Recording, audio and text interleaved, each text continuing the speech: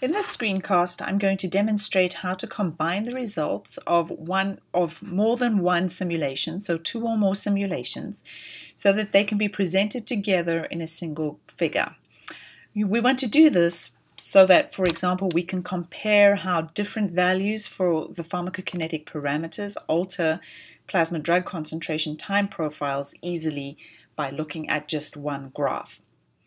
So first, we start off with a spreadsheet of time values like before, and we'll send that to WinNonlin Classic Modeling, selecting the PK model option, which I've done here.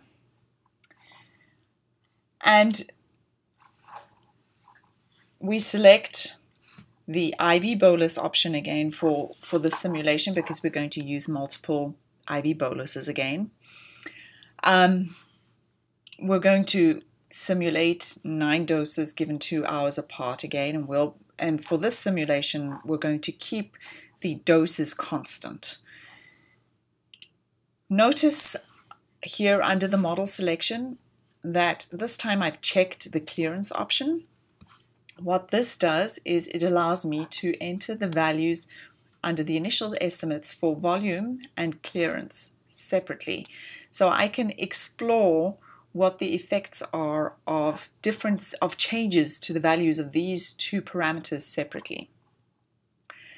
So let's start off with the first simulation, where we have and just as a starting point, let's have the value for the volume of distribution as being 0.5 liters per kilogram, the value for clearance being 0.5 liters per hour per kilogram, and we run the simulation.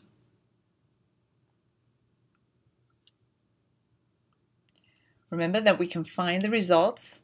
Under the Results tab, we look at the Summary table, and here we have, for each time, we have a predicted value, and then we can copy that to the data folder. Now, let's make a copy of this simulation, and we paste it under our workflow, so this is our copy. And now in this copy, let's alter the value of clearance and make it half. So now clearance is 0.25 liters per hour per kilogram, and we rerun the simulation.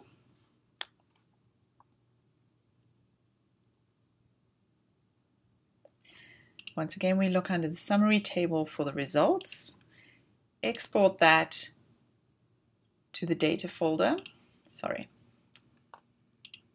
copy it to the data folder, and then we have it. Now, what we want to do is merge the results. So we say New, and we go under Data, and we merge worksheets. Our worksheet 1, we choose to be the results from our first simulation, and we sort by time, and we include the predicted values. Our worksheet 2 will be the results from the second simulation. So again, we want to sort like that, and we get the results. So we see now nicely that we have a merged worksheet where we have the results of the 2 different simulations side by side for the given times. Let's copy that once again to the data folder. And now we can send that to plotting. We select an XY plot.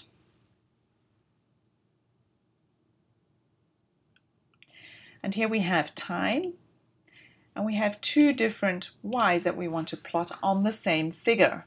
So we select predicted 1, predicted 2, and we run our simulation, and here we see the results.